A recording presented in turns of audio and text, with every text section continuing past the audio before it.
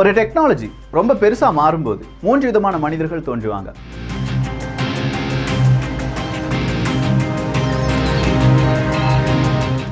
அதை யூஸ் பண்ணக்கூடிய மனிதர்கள், அதுக்கான ரெகுலேஷன்ஸை வைக்க வேண்டும், அந்த ரெகுலேஷனை வைத்து மனிதர்களை ஆள வேண்டும் அப்படின்னு நினைக்கிறவங்க, மூணாவதா இருக்கிறவங்க அதை எப்படி இன்னும் தவறான விஷயங்களுக்கு யூஸ் பண்ணலாம் அப்படிங்கிறது தான்.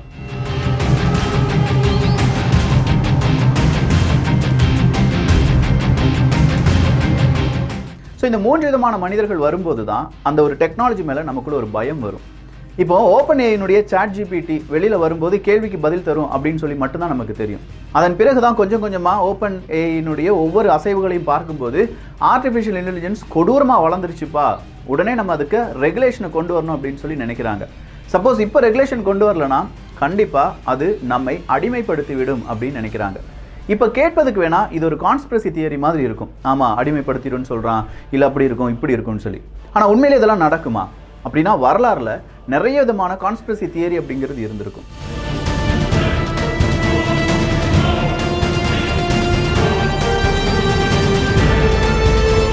அது உண்மையாக்கப்பட்டதா? அப்படி உண்மையாக மாறிய ஒரு 6லிருந்து 7 கான்ஸ்பிரசி தியரி தான் இந்த ஒரு பதிவில் பார்க்க போகிறோம். அன்பு தமிழஞ்சங்களுக்கு தமிழ் பொக்கிஷத்தின் வணக்கங்கள்.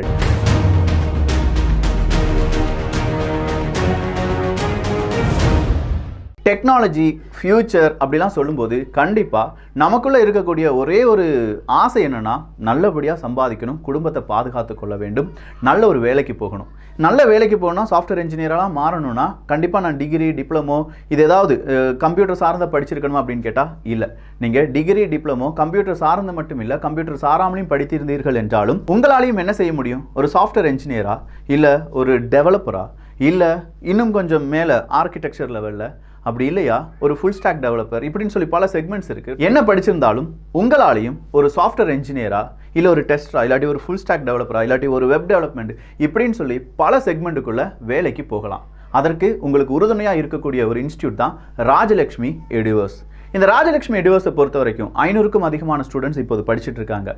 கிட்டத்தட்ட ஒரு 35லேருந்து 40 ஃபேக்கல்ட்டிஸ், எல்லாமே இன்டர்நேஷ்னல் லெவலில் நிறைய பேருடன் பழகிய, நிறைய சிலபஸ் இல்லாட்டி நிறைய விதமான ப்ராஜெக்டில் ஒர்க் பண்ணக்கூடிய ஃபேக்கல்ட்டிஸ் அப்படிங்கிறவங்க உங்களுக்கு கிளாஸ் எடுக்க போகிறாங்க. கிளாஸ் அப்படிங்கிறது இங்கிலீஷ்லையும் இருக்க போகுது, தமிழ்லையும் இருக்க போகுது. உங்களுக்கு எந்த மாதிரி லாங்குவேஜில் வேணாலும் நீங்கள் படிச்சுக்கலாம்.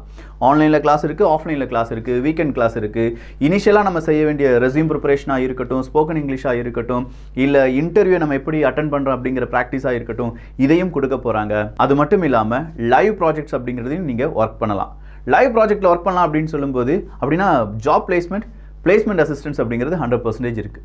0% இஎம்ஐ கூட கோர்சஸ் அப்படிங்கிறத ஃபுல் ஸ்டாக் டெவலப்மெண்ட்லேருந்து கடைசியாக இருக்கக்கூடிய ஆர்டிஃபிஷியல் இன்டெலிஜென்ஸ் வர, டேட்டா சயின்ஸ் வர எடுத்துகிட்டு இருக்காங்க. ஸோ இந்த ராஜலக்ஷ்மி எடிவர்ஸுக்கான கான்டாக்ட் நம்பர், வாட்ஸ்அப் நம்பர் எல்லாமே நான் டிஸ்கிரிப்ஷனில் கொடுத்துருக்கேன். நிறைய கேள்விகள் கேளுங்க. அப்படி கேள்விகள் கேட்கும்போது எந்த செக்மெண்ட்டில் உங்களுக்கான அந்த ஒரு நாலேஜ் இருக்குது, அந்த செக்மெண்ட்டில் உங்களுக்கு வேலை வாய்ப்புகள் எப்படி இருக்கும் அப்படிங்கிறத அவங்ககிட்ட டிஸ்கஸ் பண்ணிவிட்டு நீங்கள் அந்த கோர்ஸ் முடிச்சிங்கன்னா எப்படி உங்களுக்கு ஒரு ஜாப் கிடைக்கும், அவங்களுடைய ஜாப் அசிஸ்டன்ட் என்னவா இருக்கும் அப்படிங்கிறதெல்லாம் கேட்ட பிறகு உங்களுக்கு ஓகே சாட்டிஸ்ஃபேக்ஷன் ஆயிருந்துச்சுன்னா கண்டிப்பாக நீங்கள் என்ன செய்யலாம், ராஜலக்ஷ்மி எடிவர்ஸில் படிக்கலாம். அதுக்கான கான்டாக்ட் நம்பர் எல்லாமே டிஸ்கிரிப்ஷனில் இருக்குது. ஸோ நான் சொன்னேன், ஒரு கான்ஸ்பிரசி தியரி அப்படிங்கிறது மக்களால் பரவலாக பேசப்படும். சில தியரி அப்படிங்கிறது பேசப்பட்டுட்டே இருக்கும். ஒரிஜினலாக நடந்ததா இல்லையா அப்படிங்கிறது யாராலையுமே சொல்ல முடியாது. அதுவும் ஒரு 10-20 வருடங்களுக்கு சொல்ல முடியாது. 20 வருடங்களுக்கு பிறகு வேணால் அது உண்மையா பொய்யா அப்படிங்கிறத நம்மளால் சொல்ல முடியும். அப்படி முதல் கான்ஸ்பிரசி தியரி என்ன அப்படின்னு கேட்டிங்கன்னா, அமெரிக்க அரசாங்கம் உங்களை வேவு பார்க்கிறது, உளவு பார்க்கிறது, அமெரிக்க மக்களை உளவு பார்க்கிறது அப்படிங்கிறது தான். இன்னைக்கு இதை கேட்கும்போது ஆமாப்பா உளவு பார்த்துட்டு தான் இருக்காங்க அப்படிங்கிறது நமக்கு தெரியும். ஆனால் கொஞ்சம் வருடங்களுக்கு முன்னாடி, இந்த ஸ்மார்ட் ஃபோன் வர்றதுக்கு முன்னாடிலாம் யோசிச்சு பாருங்க, கண்டிப்பாக மக்கள் நம்பியிருக்கவே மாட்டாங்க. அது ஏன் எங்களை எப்படி உளவு பார்ப்பாங்க அப்படின்னு சொல்லி நினைச்சிருப்பாங்க. ஆனால் அந்த நேரத்தில் தான் எட்வர்ட் ஸ்னோடன் அப்படிங்கிறவர் வரார். இந்த எட்வர்ட் ஸ்னோடன் அப்படிங்கிறவர் சென்ட்ரல் இன்டெலிஜென்ஸ் ஏஜென்சி CIA கூடயும் ஒர்க் பண்ணுறாரு. அது கூடவே நேஷனல் செக்யூரிட்டி ஏஜென்சி கூடயும் ஒர்க் பண்ணுறாரு. அப்படி ஒர்க் பண்ணும்போது ஒரு விஷயம் இவருக்கு புரியுது. கவர்மெண்ட், அமெரிக்காவினுடைய அரசாங்கம் அமெரிக்காவில் வாழக்கூடிய அத்தனை மனிதர்களையும் என்ன செஞ்சுட்டு இருக்காங்க, உளவு வேலை பார்த்துட்டு இருக்காங்க, உளவாளிகளாக இருந்து பார்த்து கொண்டிருக்கிறார்கள் அப்படிங்கிறது தான். உடனே டாக்குமெண்ட் எல்லாம் கலெக்ட் பண்ணுறார். அப்படி கலெக்ட் பண்ண இந்த எட்வர்ட் ஸ்னோடன் அவர்கள் ஒரு கட்டத்துக்கு மேலே அதை லீக் பண்ண ஆரம்பிக்கிறாரு. அப்படி லீக் பண்ண ஆரம்பிக்கும் போது தான் ஒரு உண்மை புரியுது. அமெரிக்காவினுடைய அரசாங்கம் மட்டும் கிடையாது, 5 ஐஸ் அப்படின்னு சொல்லக்கூடிய 5 நாடுகள், அதாவது America, UK, Canada, Australia, New Zealand, இந்த 5 நாடுகளை சேர்ந்தது தான் 5 ஐஸ் அப்படின்னு சொல்லுவாங்க. 5 கண்களுடைய கண்ட்ரீஸ், நாடுகள். இந்த 5 நாடுகளும் அவங்களுடைய நாட்டு மக்கள் மீது உளவு வேலையை பார்க்கிறது அப்படிங்கிற உண்மையை ஸ்னோடன் அவர்கள் வெளியில விடுறாரு. அதுலயும் குறிப்பா எட்வர்ட் ஸ்னோடன் அவர்கள் வெளியிட்ட பிரிசம் அப்படிங்கிற ப்ராஜெக்ட் தான் ரொம்ப முக்கியமானது. இந்த பிரிசம் அப்படிங்கிற ப்ராஜெக்ட் வழியா நிறைய சர்வர்ஸ்ல, அமெரிக்காவினுடைய சர்வர்ஸ்ல நார்மல் மக்களுடைய எண்ணெய் உங்களை போன்ற பல மனிதர்களுடைய டேட்டா இருக்கு. அந்த டேட்டாவை வச்சுலாம் அமெரிக்கா என்ன செஞ்சிட்டு இருக்கு, மக்களை உளவு வேலை பார்க்கிறது அப்படிங்கிறத வெளி உலகத்துக்கு அறிமுகம் செய்கிறாரு. அப்படி அறிமுகம் செய்யும் போதுதான் இந்த உலகத்துல எல்லாரும் நம்ப ஆரம்பிக்கிறாங்க, ஐயையோ அரசாங்கம் நம்மளை உளவு வேலை பார்க்கிறது. அன்னைக்கு தான் டேட்டா பிரைவேசி அப்படிங்கிறதே மக்கள் பேச ஆரம்பிக்கிறாங்க. ஏன் டேட்டாவை எப்படி அமெரிக்காக்காரன் ஊடுருவி பார்க்கலாம், அமெரிக்க அரசாங்கமாகவே இருந்தாலும் எப்படி ஊடுருவி பார்க்கலாம் அப்படின்னு சொல்கிற டேட்டா பிரைவேசி பிறந்த தினம். அந்த கான்ஸ்பிரசி என்னைக்கு உடைந்து உண்மையாக மாறுகிறதோ டேட்டா பிரைவேசி அப்படிங்கிறது தொடர்கிறது அப்படின்னு சொல்லலாம். இது ஒரு கான்ஸ்பிரசி உண்மையாக மாறினது. அடுத்ததாக ப்ராஜெக்ட் எம்கே அல்ட்ரா அப்படிங்கிறது தான். இந்த ப்ராஜெக்ட் எம்கே அல்ட்ரா அப்படின்னு சொல்கிறது ஒரு கான்ஸ்பிரசியாக மட்டுமே இருந்துச்சு. எப்போது வரை அப்படிங்கிறதுக்கான ஒரு இந்த ப்ராஜெக்ட் எம்கே அல்ட்ரானா என்னன்னு தெரிஞ்சுக்கலாமே. மக்களுடைய மனதை கண்ட்ரோல் பண்ணுறது எப்படி அப்படிங்கிறது தான். அதுலேயும் குறிப்பாக சிஐஏ மனிதர்களுடைய மூளையை கண்ட்ரோல் பண்ணி அவங்க சொல்கிற மாதிரி, அரசாங்கம் சொல்கிற மாதிரி கேட்க வைப்பதற்கும், இல்லாட்டி ஒரு இராணுவம் சொல்கிற மாதிரி கேட்க வைப்பதற்கும் ஏதாவது வாய்ப்புகள் இருக்கா அப்படின்னு சொல்லி தேடி பார்க்குறாங்க. அப்படி தேடி பார்ப்பதற்காக நிறைய மனிதர்களை அவங்க என்ன செய்கிறாங்க, அவங்களுடைய அனுமதியே இல்லாமல் இந்த ப்ராஜெக்டில் உட்படுத்துகிறாங்க. அப்படி உட்படுத்தக்கூடிய மனிதர்களுக்கு நிறைய ப்ரெஷர் அப்படிங்கிறது கொடுக்கப்படுது. சில நபர்களை தூக்கம் இல்லாமல் செய்வாங்க, சில நபர்களுக்கு ரொம்ப பெரிய அளவில் ட்ரக்கு கொடுப்பாங்க, சில நபர்களுக்கு தூக்கமும் ட்ரக்கும் அப்படிங்கிறது ஒரே நேரத்தில் கொடுப்பாங்க, சில மனிதர்களுக்கு பிளட் ப்ரெஷர் அதிகரிப்பதற்கான வாய்ப்புகளை ஏற்படுத்துவாங்க. இப்படின்னு சொல்லி பல மனிதர்களை இந்த மாதிரி எம்கே அல்ட்ரா அப்படிங்கிற ப்ராஜெக்டில் இம்ப்ளிமெண்ட் பண்ணுறாங்க. 1950லேருந்து 1960 வரை இந்த ப்ராஜெக்ட் அப்படிங்கிறது நடக்குது. அந்த ப்ராஜெக்டில் அடுத்ததாக ஸ்லீப்பிங் ஏஜென்ட் அப்படிங்கிறத கொண்டு வரலாமா, சில மனிதர்களுடைய மூளையை கட்டுப்படுத்தி வேறொரு மனிதர் ஒரு வார்த்தையை சொன்னா அப்படியே தூங்கி விழுந்துருவார். ஸோ இந்த மாதிரி ஏதாவது செய்ய முடியுமா அப்படிங்கிறது எல்லாமே சேர்ந்த ஒரு ப்ராஜெக்ட் தான் இந்த எம்கே அல்ட்ரா அப்படிங்கிற ப்ராஜெக்ட். ஸோ இந்த எம்கே அல்ட்ரா அப்படிங்கிற ப்ராஜெக்ட்ல சைக்காலஜிக்கலா அபியூஸ் செய்யப்படுகிறார்கள், அதே மாதிரி பிசிக்கலா அபியூஸ் செய்யப்பட்ட நபர்களும் இருக்காங்க. ஆனா இதை உலகம் எப்படி பேசிச்சு, அதை எப்படா மைண்டை கண்ட்ரோல் பண்ண முடியும், என்னடா கான்ஸ்பிரசி தியரி பேசிட்டு இருக்க அப்படின்னு சொல்லி பேசினாங்க. ரொம்ப நாள் இப்படியே சொல்லி பேசிட்டு இருந்தாங்க. ஆனா திடீர்னு பார்த்தா, அதாவது 10 வருடங்களுக்கு பிறகு கவர்மெண்ட் ஒத்துக்கொள்கிறார்கள், எஸ் நாங்கள் ஒரு ப்ராஜெக்டை ரன் பண்ணோம். அந்த ப்ராஜெக்டின் பெயர் எம்கே அல்ட்ரா அப்படிங்கிறது தான். மனதை எப்படி வசியப்படுத்தலாம், எப்படி இன்னொரு நபருடைய மைண்டை கண்ட்ரோல் எடுத்துக்கலாம் அப்படிங்கிற ப்ராஜெக்டை நாங்கள் இனிஷியேட் பண்ணோம். நிறைய மனிதர்களை இதுக்காக நாங்கள் பயன்படுத்தினோம், நிறைய மனிதர்கள் இறந்துட்டாங்க. ஒரு ஃபெயிலியர் ப்ராஜெக்ட் அப்படின்னு சொல்லி மட்டும் முடிச்சிட்டாங்க. ஸோ இந்த கான்ஸ்பிரசியும் உண்மையாக மாறிவிட்டது. அடுத்ததா இப்போதும் இந்த கான்ஸ்பிரசி தியரி எல்லாமே இருந்துட்டு இருக்கு. அது என்னன்னா, ஒரு இடத்துல தீவிரவாத தாக்குதல் நடந்துருச்சு, நாங்கள் தீவிரவாதிகளுக்கு எதிராக களம் புகுகிறோம் அப்படின்னு சொல்லி அமெரிக்கா என்டர் ஆகிற அந்த செனாரியா தான். இந்த செனாரியா இன்னைக்கு மட்டும் கிடையாது, அமெரிக்க அரசாங்கத்தால் பல வருடங்களாகவே சொல்லப்பட்டு வந்தது. அதுலேயும் குறிப்பாக ஒரு ஆப்ரேஷன் இருந்துச்சு, ஆப்ரேஷன் நார்த்வுட் அப்படிங்கிறது. இந்த ஆப்ரேஷன் நார்த்வுட் அப்படிங்கிறத யூஎஸ் டிபார்ட்மெண்ட் ஆஃப் டிஃபென்ஸ் 1960களில் இனிஷியேட் பண்ணுறாங்க. அப்படி இனிஷியேட் பண்ணுறதுக்கான மெயின் தேவை கியூபாவை அடிக்கணும். கியூபாவை அடிக்கணும்னா கியூபா நமக்கு எதிராக மிகப்பெரிய அளவில் தீவிரவாத தாக்குதலை செஞ்சுட்டாங்க அப்படின்னு சொல்லி மக்களை நம்ப வைக்கணும், அமெரிக்க மக்களை நம்ப வைக்கணும். அப்படி நம்ப வச்ச பிறகு தான் இந்த இனிஷியேட்டிவ் செய்ய முடியும். ஏன்னா அப்போ தான் மக்கள் நம்புவாங்க, மக்கள் காசு கொடுப்பாங்க, வரி பணம் எடுக்கலாம், அப்படி எடுக்கிற பணத்தை வச்சு வெப்பன்ஸ் வாங்கலாம், வெப்பன்ஸ் வாங்கி அவங்களை அடிக்கலாம்.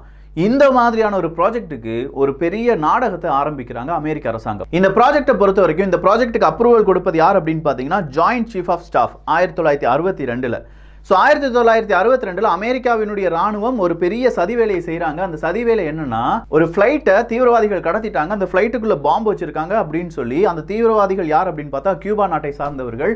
ஸோ நம்ம ஃப்ளைட்டை கடத்திட்டாங்கன்னு சொல்லி டெலிகாஸ்ட் பண்ணணும் அப்படின்னு சொல்றது தான் இந்த ப்ராஜெக்ட். இந்த ப்ராஜெக்டை நேராக அப்போதைய பிரசிடெண்டாக இருக்கக்கூடிய ஜான் எஃப் கென்னடி அவர்களிடம் போய் சொல்றாங்க. ஜான் எஃப் கென்னடி அவர்கள் அதை மறுக்கிறார், இப்படி செய்யக்கூடாதுன்னு சொல்றார். ஸோ இது ஒரு கான்ஸ்பிரசி தியரியா ரொம்ப நாளாக சுற்றிட்டு இருந்துச்சு. அமெரிக்க அரசாங்கமே இப்படி ஒரு ட்ராமா போட நினைச்சாங்கடா, இப்படி ஒரு ட்ராமா போட்டுட்டு இருக்காங்க. இன்னைக்கு கூட நம்ம சொல்லலாம், ரஷ்யா உக்ரைன் போர் வந்துச்சுன்னா உக்ரைனை அமெரிக்கா ப்ராக்சியா தான் பயன்படுத்திட்டு இருக்காங்க, வேணும்னா பார்த்துக்கோங்க அப்படின்னு சொன்னால் அது கான்ஸ்பிரசின்னு சொல்லுவாங்க. ஆனால் கியூபாவை இப்படி பயன்படுத்தி தான் கியூபாவை அடிக்க முடியும் அப்படின்னு தெரிஞ்ச அமெரிக்கா ஜான் எஃப் கென்னடியிடம் அந்த மறுப்பு வந்த உடனே அந்த ப்ராஜெக்ட் என்ன செய்கிறாங்க, அப்படியே நிறுத்தி வைக்கிறாங்க. ஆனால் 1990களில் எப்போ நடந்துச்சு, 1960-62 நடந்தது. 30 வருஷத்துக்கு பிறகு 1990களில் அரசியலில் சில பல மாற்றங்களை கொண்டு வரணும் அப்படிங்கிறதுக்காக ஜான் எஃப் கென்னடி காலத்துக்கான அந்த டாக்குமெண்ட் ரிலீஸ் செய்யப்படுது. அந்த டாக்குமெண்ட்ல இப்படி ஒரு டிராமாவை அமெரிக்க அரசாங்கம் நடத்தியிருப்பார்கள் அப்படிங்கிற மாதிரியான அந்த டேட்டா லீக் ஆகுது. அமெரிக்காவினுடைய டாப் சீக்ரெட் டேட்டா, அந்த டேட்டா லீக் ஆனதுல தான் இந்த கான்ஸ்பிரசி உண்மையாக மாறியது. அடுத்ததா டஸ்ககி சிஃபிலிஸ் ஸ்டடி அப்படிங்கிறது தான். இந்த சிஃபிலிஸ் அப்படிங்கிறது ஒரு நோய்ங்க, செக்ஸ் வழியா பரவக்கூடிய ஒரு நோய் தான் சிஃபிலிஸ். அப்படின்னா இந்த டஸ்ககி சிஃபிலிஸ் அப்படிங்கிற ஸ்டடி என்ன? எப்பா, ஒரு அரசாங்கம் அங்கே இருக்கக்கூடிய மக்களை இல்லாட்டி வேறு நாடுகள்லேருந்து வரவழைக்கக்கூடிய மக்களை ஆய்வுக்காக உட்படுத்துது, இப்படி ஒரு ஆய்வு நடத்தினாங்க அப்படின்னு சொல்கிறது ஒரு கான்ஸ்பிரசியாக பேசப்பட்டது. எந்த மாதிரியான ஆய்வு?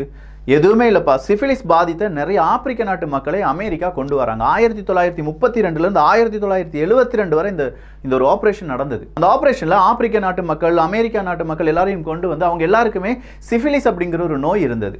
ஸோ ஆப்பிரிக்காவில் அதை எப்படி அழைப்பாங்க அப்படின்னா பேட் பிளட் நோய் அப்படின்னு சொல்லி அழைப்பாங்க. இந்த பேட் பிளட் நோயை நாங்கள் சரிப்படுத்துகிறோம் அப்படின்னு சொல்லி தான் இந்த மக்களை வரவழைக்கிறாங்க அமெரிக்கர்கள். ஆனால் அமெரிக்கா அங்கே செஞ்சு பார்த்த ஆய்வு என்ன தெரியுமா? சிஃபிலிஸ் அப்படிங்கிற ஒரு நோயை கட்டுப்படுத்தாமல் விட்டுவிட்டால் என்ன நடக்கும் அப்படிங்கிறது அவங்களுக்கு தெரியணும். அதை கட்டுப்படுத்த வேண்டும் அப்படின்னு சொல்லி அவங்க நினைக்கவே இல்லை. அது ஒருவேளை ஒரு வாருக்காக, யுத்தத்துக்காக பயன்படுத்தலாம் அப்படின்னு சொல்லி அமெரிக்கா இதை கட்டுப்படுத்தாமல் விட்டுட்டோம்னா எப்படி வளரும்? மனிதர்களுடைய அந்த மரபணுக்கள் ஏதாவது சேதமடையுமா, இல்லை அடுத்த வர்ற ஜென்ரேஷனுக்கு இது பாதிப்பை ஏற்படுத்துமா, இல்லை அந்த மனிதர்களுக்கு என்ன நிகழும் அப்படிங்கிறது அவங்க என்ன செஞ்சுட்டு இருந்தாங்க? கேஸ் ஸ்டடி பண்ணிட்டு இருந்தாங்க. ஆனால் ஆப்பிரிக்காவிலேருந்து கூப்பிட்டு வந்த மக்கள் உங்களுக்கு நாங்கள் ட்ரீட்மெண்ட் எடுக்கிறோம் அப்படின்னு சொல்லி தான் கூப்பிட்டு வந்தாங்க. ஆனால் அவங்களுக்கு தெரியாது சிஃபிலிஸ் அப்படிங்கிற நோய்க்கான ட்ரீட்மெண்ட் இவங்களுக்கு எடுக்கப்படவே இல்லை அப்படின்னு சொல்லி. ஒரு கட்டத்துக்கு மேலே 1972 வருடம், 1932 நடக்கிறத 1972 ஒரு டாக்குமெண்ட் ரிலீஸ் ஆகிறதின் பெயரில் சில நபர்கள், விசில் ப்ளோவர்ஸ் அப்படிங்கிறவங்க ரிலீஸ் பண்ணுறாங்க. சிஃபிலிஸ் அப்படிங்கிற நோய் பாதிப்படைந்த 600க்கும் அதிகமான நபர்களை இந்த அமெரிக்க அரசாங்கம் கொன்று குவித்தது அப்படின்னு சொன்னோன்னே இது பெரிய பேசு பொருளாக மாறுது. அமெரிக்கா நஷ்டஈடு கேட்குறாங்க அங்கேருந்து கொண்டு போன மக்கள். நஷ்டஈடு கேட்கறதுனால அமெரிக்கா அந்த காலத்திலேயே $10 மில்லியன் நஷ்டஈடு கொடுத்தாங்க அப்படிங்கிறதும் வரலாறு. ஸோ ஒரு அரசாங்கம் பல நாட்டு மக்களை அவங்க என்ன செஞ்சாங்க? மிகப்பெரிய அளவில் கொடுமைப்படுத்தினாங்க, அவங்களுக்கு நோயை பரப்பி விட்டாங்க அப்படிங்கிறது ஒரு கான்ஸ்பிரசி தியரியாக இருந்துச்சு. ஆனால் அது உண்மையாக மாறியது. அடுத்ததா பிரசிடென்ட் உட்ரோ வில்சன் அவர்கள். பிரசிடென்ட் உட்ரோ வில்சன் அவர்கள் அப்படின்னு சொல்லும்போது அவருக்கு திடீர்னு பார்த்தா 1919 ஸ்ட்ரோக் வந்துருச்சு. உடல் கை கால்கள் எதுவுமே அதிகமாக செயலிழந்து விட்டன. உடனே அவரை பிரசிடென்ட் பதவியிலேருந்து தூக்கிடலாமா அப்படின்னு சொல்லும்போது சூப்பராக கவர்மெண்ட் ரன் ஆகிட்டே இருக்கு. யார் டெசிஷன் எடுக்கிறான்னா உட்ரோ வில்சன் தான் எடுக்கிறாருப்பா. யாருப்பா அந்த கையெழுத்து போட்டா? உட்ரோ வில்சன் தான்ப்பா கையெழுத்து போட்டார். ஆனால் இதுக்கு பின்னாடி யார் இருந்தாங்க அப்படின்னா உட்ரோ வில்சன் அவர்களுடைய மனைவி இருந்தாங்க. அமெரிக்காவில் ஒரு பெரிய பிரச்சனை இருந்துச்சு. அவங்கள அமெரிக்க மக்களை ஒரு பெண் ஆளக்கூடாது அப்படிங்கிறது தான். ஆனால் ஒரு பெண் ஆண்டு கொண்டு இருக்கிறாள் அப்படிங்கிறது ஒரு கான்ஸ்பிரசி தியரியாகவே இருந்துச்சு. உட்ரோ வில்சன் அப்படிங்கிறவர் உடல் செயலிழந்திருந்தாலும் அவருடைய மனைவி தான் இதெல்லாம் செஞ்சுட்டு இருக்காங்க அப்படிங்கிறது ஒரு கான்ஸ்பிரசி தியரியாகவே இருந்துச்சு. ஏன்னா அந்த மனைவி அப்படிங்கிறவங்க அதிகமாக இந்த ஆஃபீஸ்க்குள்ளே வரமாட்டாங்க, உட்ரோ வில்சன் அவர்களுக்கு அதிகமாக பேசவும் முடியல. இப்படிலாம் பல கட்டங்கள் இருந்தாலும் நிறைய அரசாங்கங்கள், அரசாங்க கோப்புகள் எல்லாத்துலேயுமே முக்கியமான முடிவுகளை எடுத்தது யார் தானா? எடித் வில்சன் அவர்கள் தான். இந்த எடித் வில்சன் அவர்கள் இந்த மாதிரியான டெசிஷன்லாம் எடுக்கிறாங்கிறத வைஸ் பிரசிடென்ட் மட்டும்தான் தெரிந்து கொண்டார். ஸோ இந்த எடித் வில்சன் அவர்கள் தான் கடைசி வரையில் முடிவுகளை எடுத்தார் அப்படிங்கிறத ஒரு கட்டத்துக்கு மேலே தான் அமெரிக்கர்கள் பார்க்குறாங்க. அந்த டாக்குமெண்ட் ரிலீஸ் ஆகுது, வீடியோ ஃபுட்டேஜஸ் எல்லாமே ரிலீஸ் ஆகுது அப்படின்னு சொன்ன உடனே நம்புகிறாங்க எடித் வில்சன் அவர்கள் தான் முதல் முறையாக அமெரிக்காவை ஆண்ட ஒரு பெண்மணி அப்படின்னு சொல்லலாம். ஆனால் பிரசிடென்ட் வேற, ஆண்டது வேற அப்படிங்கிற ஒரு கான்ஸ்பிரசி அன்னைக்கு தான் உண்மையாக மாறியது. அடுத்ததா சதாம் ஹுசேன் அவர்கள் கொல்லப்பட்டது, கடாஃபி அவர்கள் கொல்லப்பட்டது, இன்னும் சில சம்பவங்கள் எல்லாமே இருக்குது. அதெல்லாம் அடுத்த பார்ட்டில் பார்க்கலாம். ஸோ இப்படி கான்ஸ்பிரசி உண்மையாக மாறிய இந்த ஒரு சம்பவத்தை பற்றி நீங்கள் என்ன நினைக்கிறீங்க? இன்றைக்கி நம்ம பேசிகிட்டு இருக்கோம் ரஷ்யா உக்ரைன் போர், ஒருவேளை உக்ரைனை ப்ராக்சியாக பயன்படுத்தக்கூடிய அமெரிக்கா அப்படிங்கிறதுலாம் இது ஒரு கான்ஸ்பிரசியா இல்லை உண்மையாக இருக்க வாய்ப்புகள் இருக்கா? கிளைமேட் சேஞ்ச் அப்படிங்கிறது ஒரு கான்ஸ்பிரசின்னு சொல்கிறாங்களே, உண்மையாக இருக்க வாய்ப்புகள் இருக்கா? இப்படி பல கேள்விகள் இருக்கலாம். கேள்விகளுக்கான பதிலும் முன்னால் நடந்த அந்த கான்ஸ்பிரசி உண்மையாக மாறிய வரலாறையும் வேறொரு பதிவிலும் பார்க்கலாம். ஸோ இந்த பதிவில் உண்மையிலேயே நிறைய விஷயங்கள் தெரிந்து கொண்டீர்கள் அப்படின்னா உங்களுடைய கருத்துக்கள் இங்கே வரவேற்கப்படுகின்றன. நான் முதலே சொன்ன மாதிரி ராஜலட்சுமி எடிவர்ஸுக்கு கால் பண்ணுங்கள்.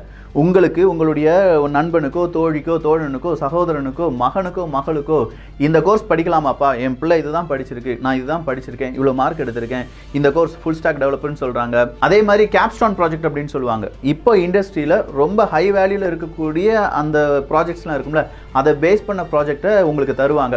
ஸோ இந்த மாதிரியான ப்ராஜெக்ட்லாம் நான் செய்யலாமா, எவ்வளோ நாளைக்குள்ள எனக்கு வேலை கிடைக்கும், நான் என்ன மாதிரி ஹார்ட் ஒர்க் பண்ணணும் அப்படிங்கிற கம்ப்ளீட் டீட்டெயில்ஸை தெரிந்து கொள்வதற்கான நம்பர் கீழே இருக்குது. கண்டிப்பாக கால் பண்ணி விசாரித்துக் கொள்ளுங்கள். ஸோ இந்த ஒரு காணொலி பற்றி உங்களுடைய கருத்துக்கள் இங்கே வரவேற்கப்படுகின்றன. எல்லோரும் தமிழ் பொக்கிஷத்தில் இணைந்திருங்கள். நல்லதை பகிர்ந்து நல்ல சமுதாயத்தை உருவாக்குவோம். நன்றி, வணக்கம்.